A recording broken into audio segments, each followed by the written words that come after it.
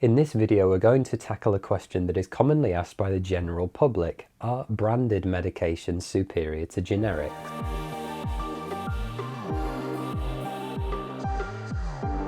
Hi everyone, my name's Ollie. I'm a third year medical student studying at the University of Warwick in the UK. Welcome back to my medical interview question guide series. So, are branded medications superior to their generic counterparts? This question is loaded with two definitions that we need to cover: branded medication versus generic, and then an argument-provoking question, the idea of one being superior or inferior to another.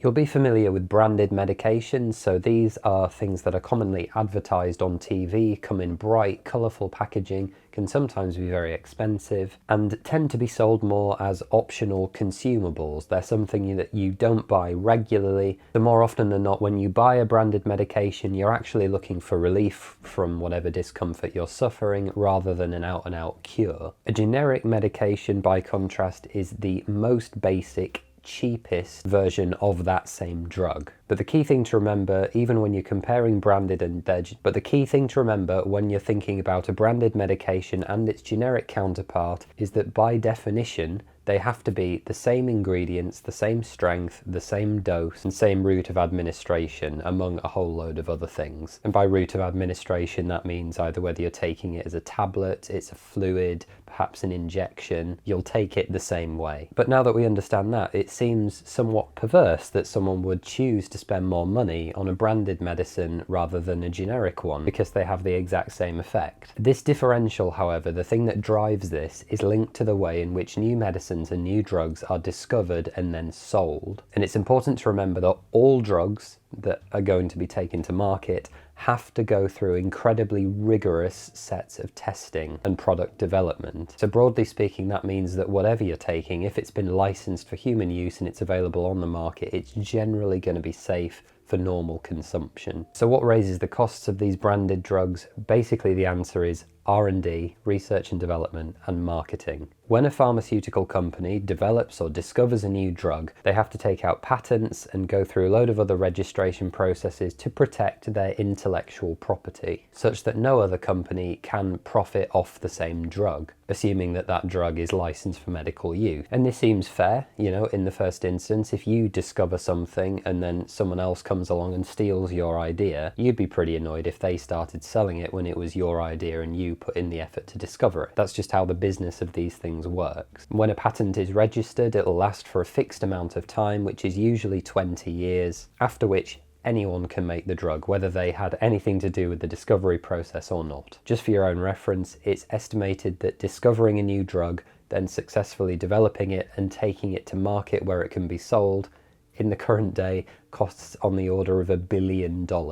From start to finish. So it's also the case that only those with significant capital and wealth in the first instance can actually afford to take the risk on trying to move these products to market and then just taking the losses if they don't. So then once that patent and the other intellectual property protections have all expired, any manufacturer can come along and make that same drug and sell it as they want to, but crucially without all those huge overheads of marketing and R&D. At that point, you know it works, you know it's already been licensed, it's a much better investment, and someone else has already done all the hard work. And it's this second wave of products that we call the generic, which are often sold at the lowest cost available, because in this case, you're not concerned about recouping all your overheads, you're simply trying to make a sliver every time that medication gets sold. And there may even be competition between different manufacturers of generic drugs, which then drives the price even lower, because all of these companies are operating for a fraction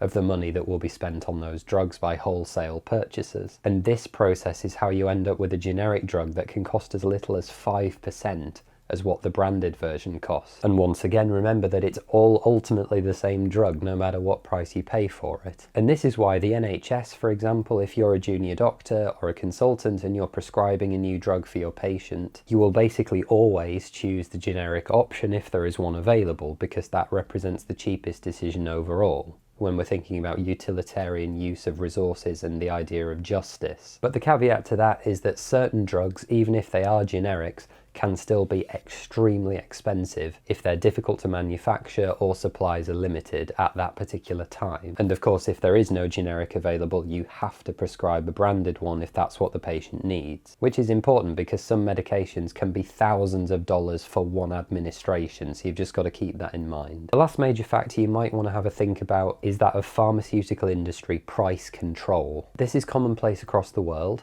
and the idea is that it means that most of your population, not all crucially, but most, can afford the medication that they need to stay healthy. Having a healthy population that can go out, work, contribute to the economy, participate in society, that is generally a good thing for your country. So having affordable means of healthcare also tends to be a good thing by extension. These controls are put in place by governments, and what it means they can do is if a company tries to bring a drug to market in your country, a government organisation can actually decide whether or not the price is worth the benefits of bringing it to market, can actually reject it entirely, or negotiate with the manufacturer to bring their launch price down. And you can imagine that going through all that R&D, all that development, all that marketing, only for a drug board to then not allow your product to market, that would be absolutely devastating for a pharmaceutical group. So it's no small thing to put these in place. If we take the example of something like Humira, adalimumab, I think is the proper name of it. It's a medicine that helps in certain autoimmune conditions such as rheumatoid arthritis, psoriasis, things like that. In Switzerland, that'll cost the end consumer about $800 if they want to buy it. In the UK, it's about $1,300. In the United States of America, however, where drug price controls are virtually non-existent, that same medicine will cost you about $3,000, all for literally exactly the same product. And you can imagine how different that would be to be a citizen in need of that drug in different countries. But of course, when you get government intervention into any market, this can cause secondary problems. It's always a risk-reward analysis, basically. But ultimately, obviously, lack of profitability, if a ceiling is placed on the price that you can charge for your drug, it makes venture capitalists, other investors, much less likely to put money into drug development because they can simply make less money back, get less of a return on their investment, which would have to be very sizable in the first place. And overall, that slows the rate of research and progress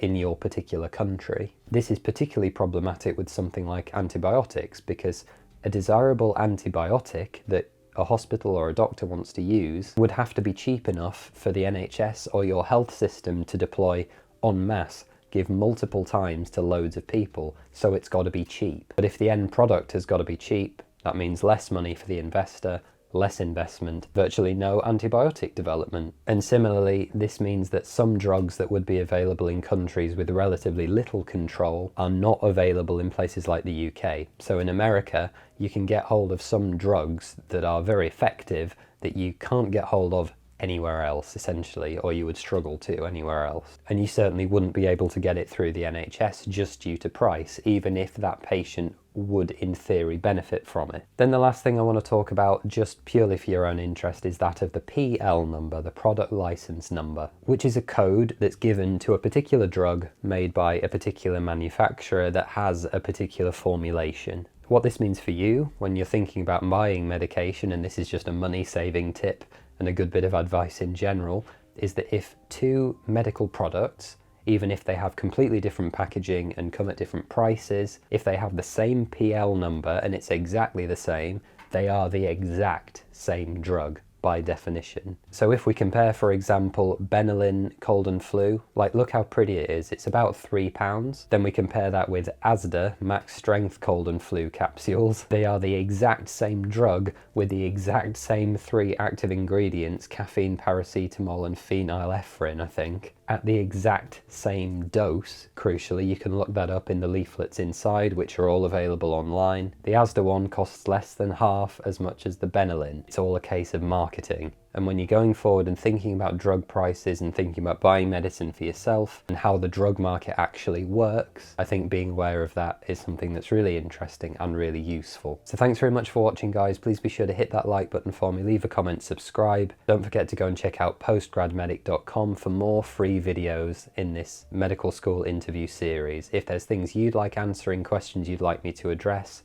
or you have suggestions to improve this video, please let me know in the comments. Thanks guys, take care.